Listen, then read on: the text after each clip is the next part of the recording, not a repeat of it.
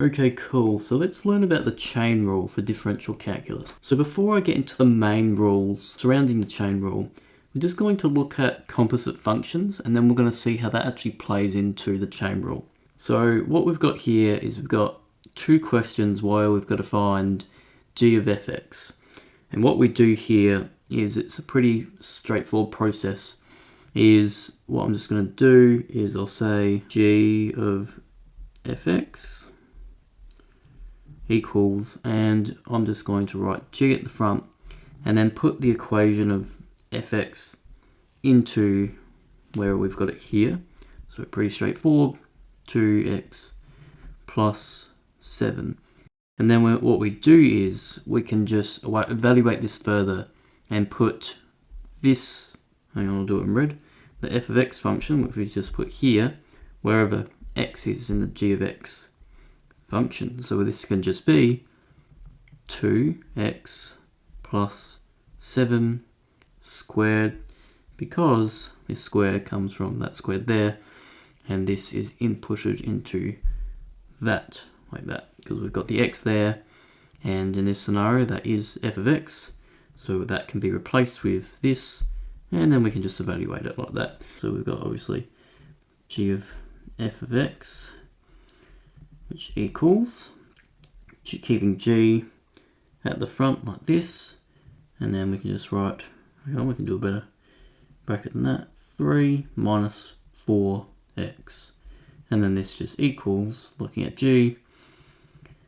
root 3 minus 4x, because that root comes from here. So hopefully that's pretty straightforward. Okay, so now we can do a little bit of the reverse of what we've just done.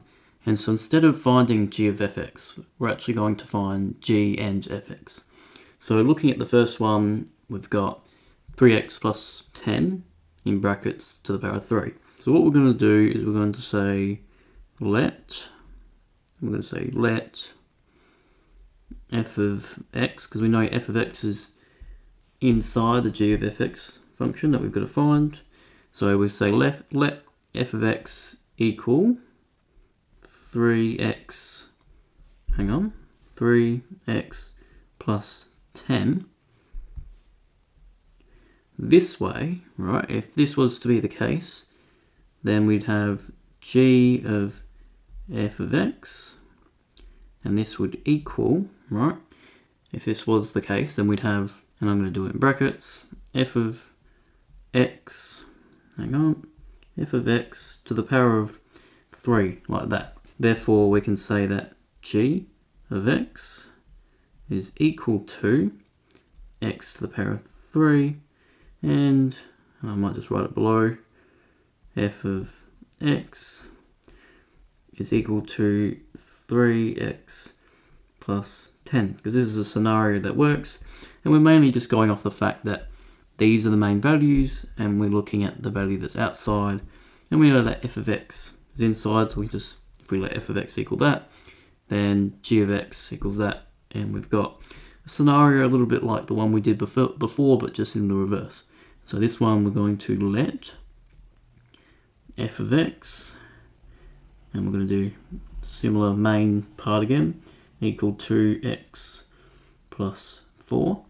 And if we were to be able to make this possible, then g of fx would need to equal 1 over f of x for this to be possible.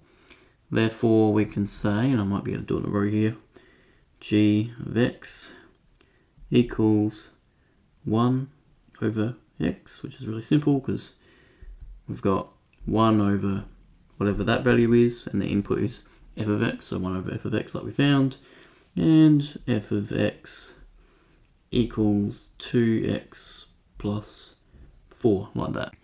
Alright, so we've got the chain rule in the top left here, but what I'm going to do is I'm going to look at a few questions here that allow us to actually set up these questions so we can actually undertake them really easily.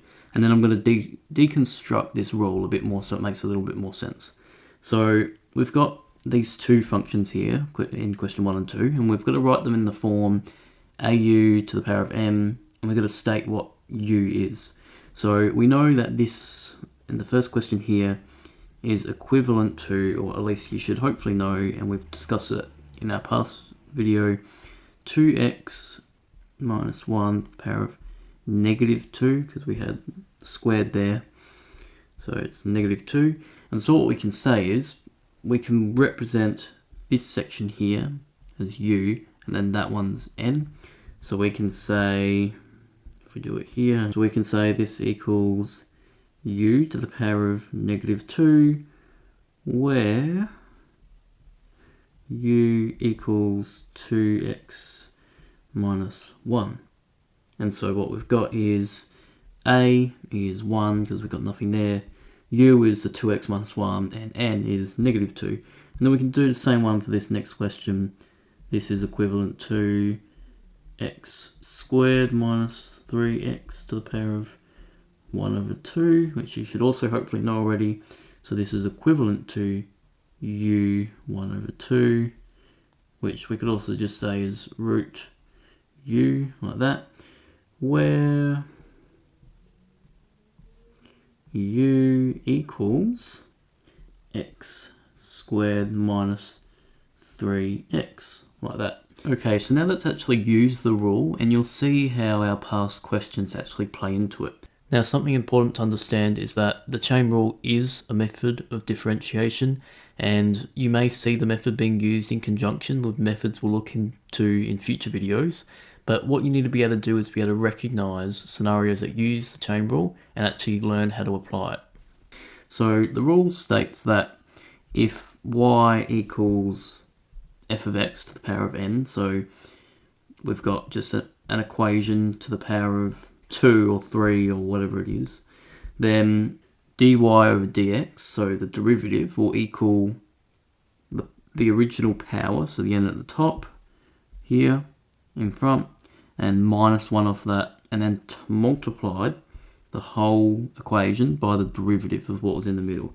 And that sounds a little confusing, but it's a little easier than you might realize.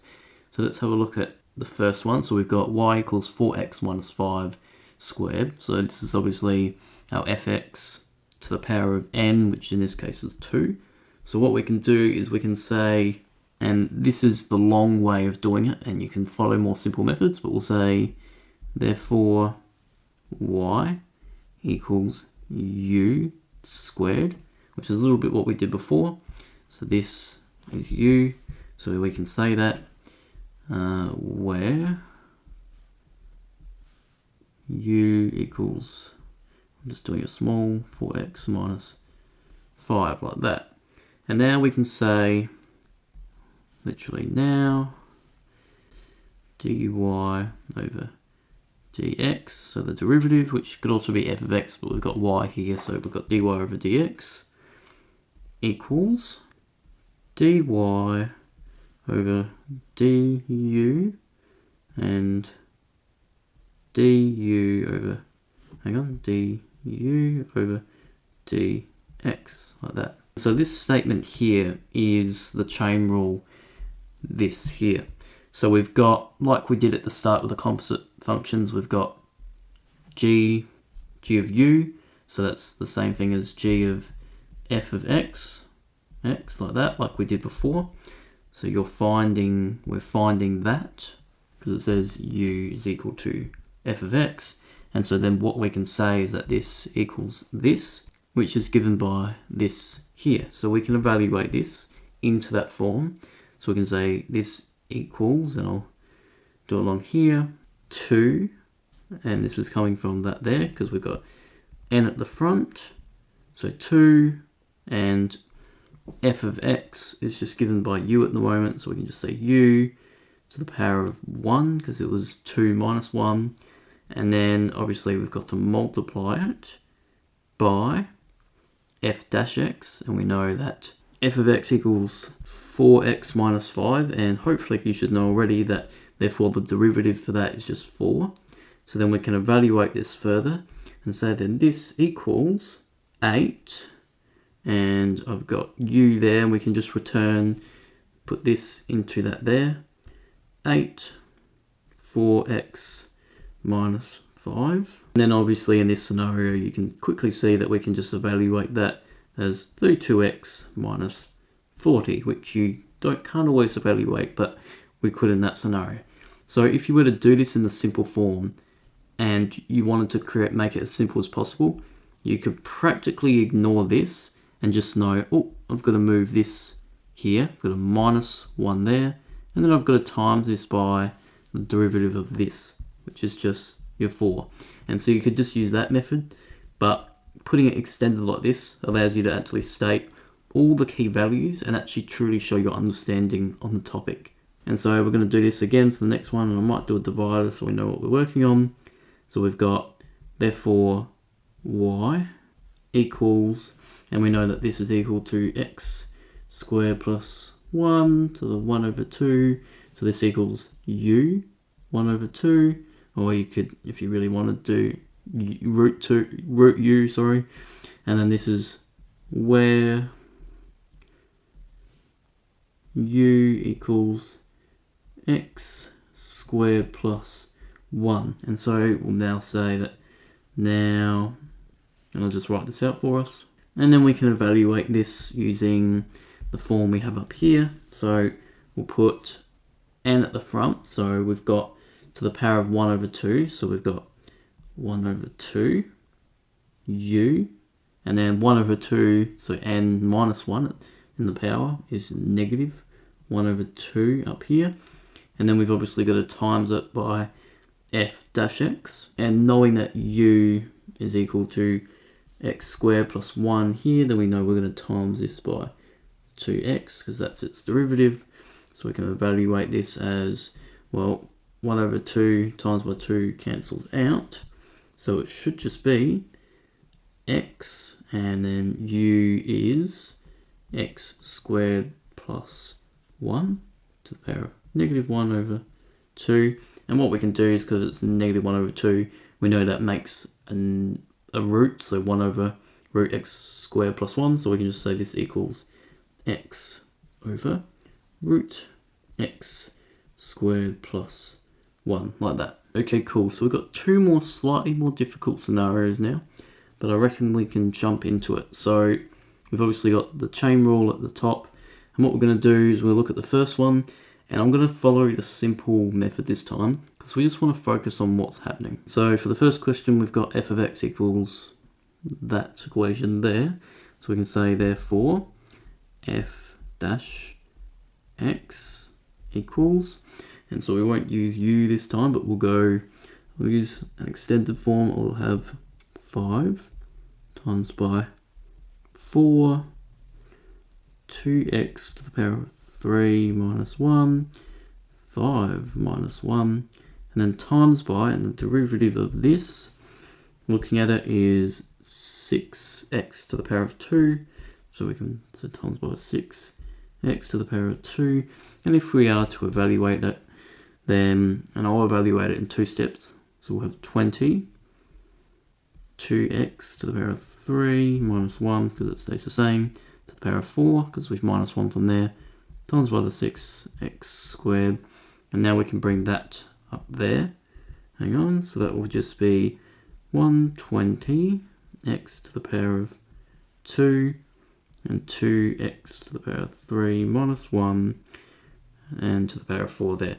And you might be a little bit surprised, but we do not need to evaluate it, and we can leave the answer as that.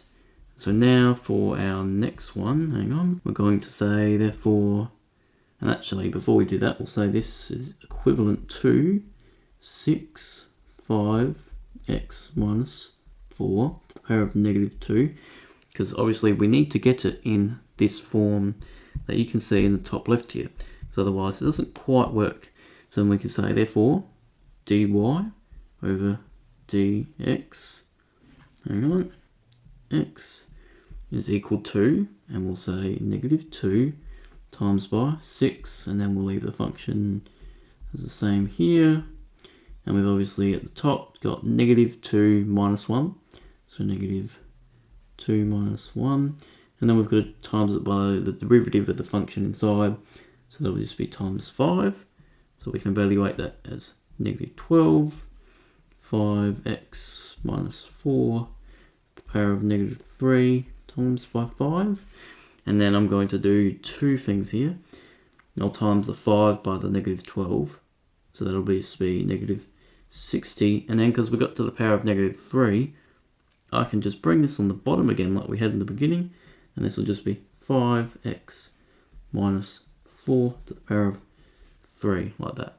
So that's just a few key examples of the use of the chain rule. And so what you will find in future scenarios, that the future rules that you look at, such as the product or quotient rule, may actually use the chain rule within it. And so the chain rule isn't just a rule used by itself, it can be used throughout different equations, but it's something that once you recognize it and you understand it quite well, you can start to undertake the process really quickly and it becomes quite simple.